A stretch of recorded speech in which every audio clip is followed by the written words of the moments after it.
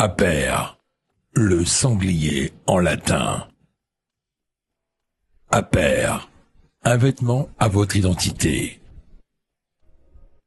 Avec Aper, sortez des marques woke.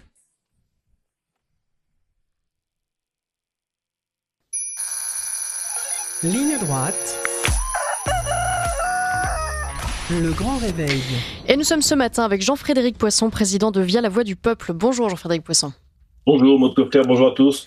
Vous avez signé une lettre ouverte au président de la République réclamant la paix en Ukraine. Jean-Frédéric Poisson, une lettre réunissant les signatures des principaux représentants souverainistes en France. Et vous participez également à la manifestation organisée par Florian Philippot dimanche pour la paix, toujours. Pourquoi ces réclamations, entre guillemets, et pourquoi maintenant ? Alors, pourquoi ces réclamations ? D'abord, c'est la position constante que nous avons adoptée sur le conflit entre la Russie et l'Ukraine, spécialement depuis le 22 février 2022, mais également avant, puisque nos auditeurs savent bien que ce conflit a démarré en réalité bien avant, février 2022, bien avant l'entrée de la Russie en Ukraine. Nous avons toujours défendu la double idée que, nous n'avions rien à faire dans cette guerre, que ce n'était pas la nôtre, et que nous devions nous en tenir à l'écart, et que nous en tenant à l'écart, nous devions adopter la position qui est traditionnellement celle de la France, c'est-à-dire celle d'être un médiateur et non pas un belligérant dans les conflits où ses intérêts ne sont pas directement engagés, ce qui est le cas ici. Pourquoi maintenant ? Parce qu'on voit bien qu'à l'approche de l'entrée du président américain Trump en fonction, le 21 janvier prochain, il y a une forme de prise de position, un peu d'accélération de chacun des deux côtés pour avoir, au moment où les négociations commenceront, une position de négociation plus forte. Tout le monde a bien compris que M. Trump ne réglera pas le conflit en 24 heures, il arrêtera probablement les affrontements et la bagarre en 24 heures. Oui, il suffit que les Américains disent qu'il n'y aura plus d'aide versée à l'Ukraine pour que le conflit s'arrête tout seul, puisque l'Ukraine n'a déjà plus tout à fait les moyens de résister. L'Ukraine a déjà perdu cette guerre, c'est très clair. Depuis longtemps, tout le monde le sait, mais on fait semblant. Donc, c'est précisément parce que c'est le moment, au contraire, de tempérer un peu les esprits, de faire en sorte que les escaladeurs de guerre ne nuisent pas davantage, que nous appelons à la paix et que nous organisons effectivement avec les Patriotes. En fait, les Patriotes organisent cette manifestation dimanche à laquelle nous serons présents. Alors vous l'avez dit, Jean-Frédéric Poisson, aujourd'hui la France, par la voix d'Emmanuel Macron, prend part à ce conflit en envoyant ses armes à l'Ukraine, en formant ses soldats. Vous voudriez que la France devienne ce trait d'union diplomatique, disons, entre la Russie et l'Ukraine, qu'elle enclenche des négociations. Est-ce vraiment possible à l'heure où la France n'adresse plus la parole à la Russie, dans un premier temps, et à l'heure où la France se montre faible en toutes circonstances sur le plan diplomatique, parce qu'on a plusieurs exemples peut-être à évoquer? Oui, malheureusement, cela étant dit, vous savez, les choses en matière de relations internationales, comme dans les choses humaines d'ailleurs en général, peuvent se renverser ou se retourner assez vite et prendre des tours un peu inattendus. Oui. On imagine, à peine il y a 3 jours, on ne pouvait pas imaginer que la France serait le principal acteur avec les Américains du cessez-le-feu au Liban, par exemple. Parce que la position de la France était tellement dégradée au Liban, de la faute d'ailleurs, pas d'Emmanuel Macron, là nous payons une trentaine d'années d'errance, ou d'errement plutôt, et d'ambiguïté. Mais voilà, la France est un des 2 artisans du cessez-le-feu au Liban, entre Israël et le Hezbollah. C'était inimaginable il y a encore 3 jours. Oui. Si on avait dit ça il y a 3 jours, on dit mais pourquoi, comment, ouais, bon. Donc là, c'est vrai que la Russie n'est pas le Liban. En tout cas, les relations historiques entre la France et la Russie ne sont pas les mêmes, c'est évident. Mais vous avez raison sur le fait que la situation, la parole de la France sont très dégradées sur le plan international, c'est le moins qu'on puisse dire, et on s'en plaint. En temps normal, la France ayant adopté depuis l'origine, depuis le début de ce conflit, une position de neutralité à l'égard des 2 belligérants, ce serait naturellement la position qu'elle aurait aujourd'hui, l'artisan de paix. Même si elle n'a pas voulu adopter cette position, et ça date des premières sanctions prises par le ministère Hollande à l'égard de la Russie, c'est en 2015. Ma foi, si ça n'est pas la France qui est l'artisan de ce dialogue, le principal artisan de ce dialogue, tant pis. Tout le monde sait très bien, de toute façon, que ça va se discuter entre Donald Trump et Vladimir Poutine, point. Oui. Le reste du monde n'existe pas dans cette affaire. Enfin, si on peut apporter au moins d'autres voix, si au moins en Europe, parce que nous comptons quand même en Europe, nous sommes les plus gros fournisseurs d'armes européens à l'Ukraine, de loin. Si nous décidons de nous arrêter, ça sera déjà un pas qui fera ralentir l'Union européenne dans ses folies, et ce sera toujours ça de prix. Jean-Frédéric Poisson, une autre actualité. La France insoumise a déposé une proposition de loi visant à abroger le délit d'apologie du terrorisme. L'ancien juge antiterroriste Marc Trévidic demande, lui, que cette loi soit révisée parce qu'il évoque un véritable abus. Trop de plaintes depuis le 7 octobre. Pour l'historique, l'apologie du terrorisme a été définie en 2006 en tant qu'infraction relevant du droit de la presse et donc de la liberté d'expression, avant de passer en 2014 dans le droit commun pour être réprimé plus sévèrement. Et ce qu'explique l'ancien juge, c'est qu'il y a un abus dans un sens et pas dans l'autre, qu'on peut dire qu'il faut raser Gaza sans être poursuivi, par exemple. Ce deux poids, deux mesures, il mériterait de réécrire la loi ou pas, Jean-Frédéric Poisson ? Non, je crois pas. Moi, je pense que l'apologie du terrorisme est au bon endroit dans le code pénal. C'est très bien de l'avoir placé ainsi. Qu'un magistrat se plaigne du fait que les magistrats doivent statuer sur le caractère recevable d'une plainte ou exagéré, c'est un peu curieux. Enfin, en principe, c'est le boulot de la justice. Dire, c'est comme la diffamation ou l'injure. C'est le juge qui instruit, qui décide de savoir comment on qualifie les choses. Qu'il y ait des abus, oui, je suis pas certain. Enfin, je pense que l'armée israélienne et le gouvernement israélien ont commis des choses qui ressemblent très clairement à des crimes de fait, qui sont des crimes de guerre. Et qu'il y a des juridictions pour ça, très clairement. Considérer que le gouvernement israélien dans cette affaire est terroriste me paraît parfaitement abusif. C'est ça le deux poids deux mesures auquel le juge Trévidic fait allusion. Ça me paraît assez curieux. Considérer que la démarche, les actions du Hamas, en particulier le 7 octobre, mais généralement, relève du terrorisme, ne me paraît pas, au contraire, du tout abusif. Donc, non pas qu'Israël soit irréprochable dans cette affaire, c'est même le moins qu'on puisse dire, mais c'est la différence entre des actes qui sont commis par une armée régulière et des actes qui sont commis par une armée qui dépasse une armée régulière. C'est précisément, un des points de distinction entre le terrorisme et les crimes de guerre ou des choses de cette nature. Donc, non, cette proposition de loi me paraît pas du tout fondée. Et je suis assez peu convaincu, d'ailleurs, comme souvent, par les explications des filles sur ce point. Le fait que les plaintes, les délits même du coup, aient explosé depuis le 7 octobre, ça vous surprend ? Que ce soit qu'en France, ça a explosé évidemment. Non, c'est pas surprenant. Vous savez, le conflit israélo-palestinien, qui est un conflit entre les Juifs et les Arabes, pour être clair, il est planétaire par nature. Il intéresse l'humanité tout entière, mais depuis longtemps.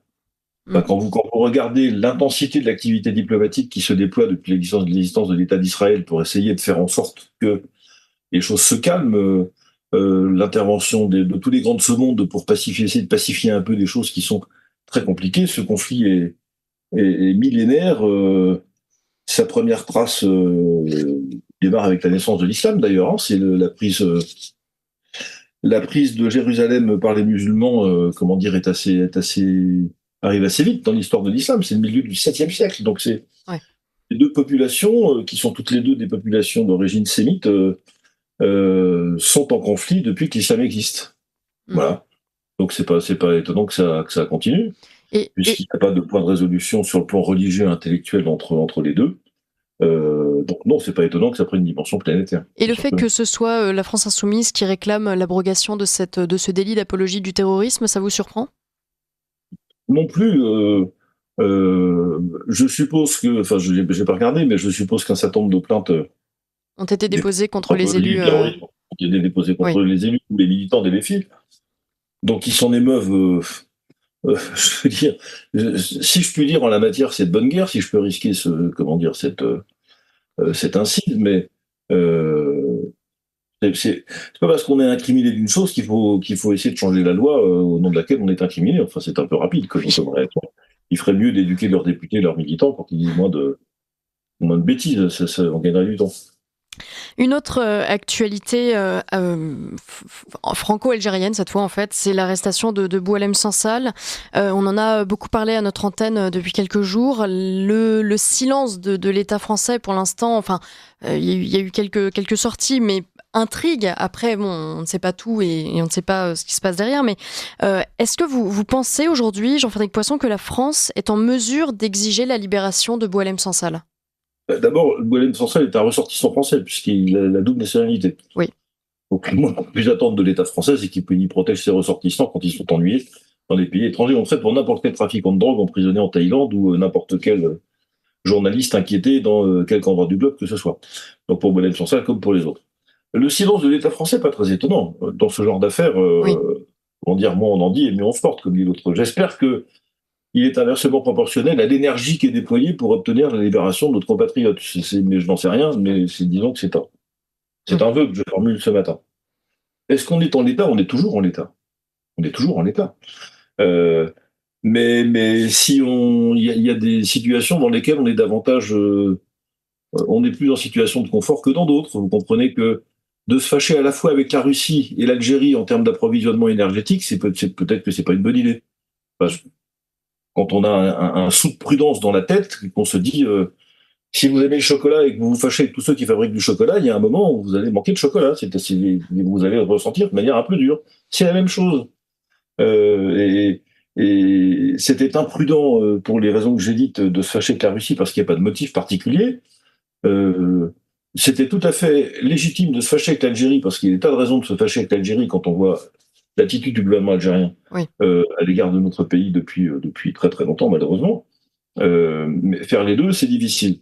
Il y a des moyens de pression de la France sur l'Algérie, on le sait, par le biais, je ne sais pas, d'appuyer sur le bouton des fraudes sociales, des fraudes à la retraite, les transferts de devises, les visas, enfin j'en sais rien, il y a des tas de choses. On peut décider de suspendre les accords de 1968 de manière unilatérale pour... enfin, il y a des tas de choses à faire. Est-ce qu'on est en situation de le faire compte tenu par ailleurs de tout ce qui se passe dans le monde et du prix que coûte l'électricité aujourd'hui et des difficultés que nous avons à nous approvisionner? Je n'en sais rien. Ce qui est certain, c'est que, difficile ou pas, il faut avoir les moyens de le faire. À l'égard de l'Algérie, Emmanuel Macron le premier s'est couché.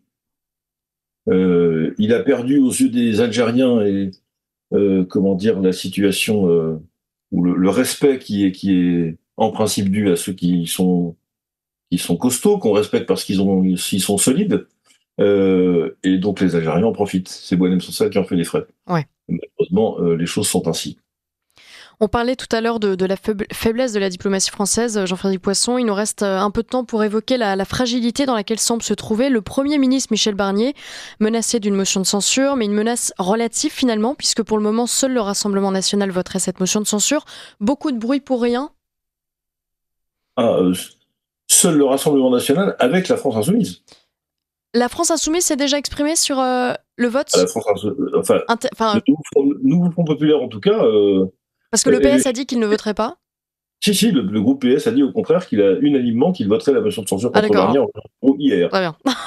Donc, si, tout ça, ce qui renforce d'ailleurs la dépression dont on dit que Michel Barnier semblerait atteindre ces jours-ci. Le pauvre, je le plains beaucoup, mais fallait-il accepter cette mission, c'est un autre sujet. Fallait-il faire durer son calvaire aussi longtemps? C'est un deuxième sujet. Je me souviens d'avoir dit sur votre antenne ici un matin que le plus tôt on censurerait les premiers ministres présentés par le président de la République, le mieux on se porterait, parce qu'à force d'en présenter qui soient censurés, on pousserait Emmanuel Macron à la démission. J'ai pas changé d'avis. J'entends parfaitement ceux qui disent « Ah bah oui, mais psychologiquement, il démissionnera pas ». Il y a un moment, c'est plus une affaire de psychologie. Quand vous vous faites, entre guillemets, pardon pour cette trivialité, shooter 3 ou 4 premiers ministres de suite en 1 mois et demi, ça dit bien que le problème, c'est pas le premier ministre, c'est vous. Donc il faut partir. J'étais pour une fois d'accord avec ce que Jean-François Copé disait sur un plateau de télévision hier. La seule solution, c'est la démission de Macron. Parfaitement d'accord. Il n'y en a pas d'autre. Et je vois d'ailleurs, même après la censure, qu'est-ce qui va se passer? Il va nommer un autre gouvernement. Ce gouvernement-là aura un budget. Sans aucun doute. Il ne va pas être obligé de passer par les arcanes des débats parlementaires. Il va prendre une loi, prendre une loi organique, faire adopter le budget de l'année dernière, en fait, cette année 2024, en guise de budget 2025, et puis c'est terminé. Et on en prend pour combien de temps encore je ne sais pas. Donc tant qu'on n'est pas dans une mécanique automatique de censure du Premier ministre, Macron ne partira pas. Or, je pense que ça ne peut pas être pire. Ça ne peut pas être pire que sous la présidence Macron. Donc il faut en changer vite. Donc je pense que j'espère que je suis désolé pour les ministres qui essaient de travailler correctement. On a entendu le ministre Portier tout à l'heure sur l'affaire des programmes scolaires. Assassin pour les enfants de notre pays. Le ministre de l'Intérieur, Bruno Retailleau, fait ce qu'il peut, à mon avis, avec peu de moyens, mais enfin, en tout cas, il dit des choses sensées. Désolé pour eux qu'ils ont l'air un peu sortis du lot, mais voilà, il faut que le gouvernement de M. Barnier soit censuré et que on pousse M. Macron à la démission. Emmanuel Macron, justement, aussi est lâché par les siens depuis la dissolution. Il aurait, selon Le Parisien, évoqué la chute de Barnier à cause de Marine Le Pen, de la motion de censure. L'Élysée a démenti, mais Le Parisien maintient ses propos. Je ne sais pas si vous avez vu cet échange sur les réseaux sociaux et par médias interposés. À votre avis, Jean-Frédéric Poisson, dans quel état d'esprit est-il, selon vous, Emmanuel Macron, aujourd'hui ? Ça, c'est pas facile à imaginer. J'ai bien connu Emmanuel Macron pour avoir débattu de très très très longues heures avec lui pendant qu'il était ministre et moi, orateur de mon groupe à l'Assemblée nationale, sur la loi Macron de 2015. Vous savez, la loi sur les notaires, les taxis, les auto-écoles, les bus, enfin les taxis, oui, les taxis aussi. Bref, on a débattu 200 heures avec lui, donc c'est un très grand orgueilleux, avec un côté immature sur le plan psychologique qui est tellement évident que voilà. Donc là, il est peut-être dans la situation de quelqu'un qui n'a plus de jouet à casser. Alors, il y a deux situations. Quand un enfant est en colère, il casse tout. Quand il a fini de tout casser, il se calme parce qu'il n'y a plus rien à casser, ou alors il en cherche d'autres objets à casser. Heureusement pour nous, là, il n'y en a plus. Ouais. À part lui, même. Donc je me demande à quoi. Il doit se demander à quoi il sert maintenant. C'est pour ça que, à la fois psychologiquement, je le crois tellement orgueilleux que il n'a pas pu envisager une seule seconde que le problème c'était lui. Mais d'un autre côté, il n'est pas idiot non plus. Il doit sans doute voir que, précisément, ayant tout essayé, les changements de gouvernement, les dissolutions, etc., il ne reste plus que son départ pour essayer de permettre au pays de s'en sortir un peu mieux. Ouais. Avec cette différence que, ce serait le bon moment pour lui, si j'ose dire. Je veux dire par là que il y en a qui font des mandats de trop. Lui, il faudrait qu'il passe les semaines ou les mois de trop.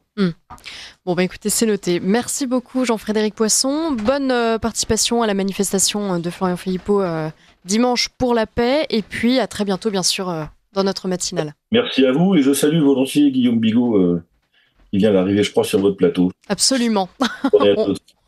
Au revoir, Jean-Frédéric Poisson. Au revoir.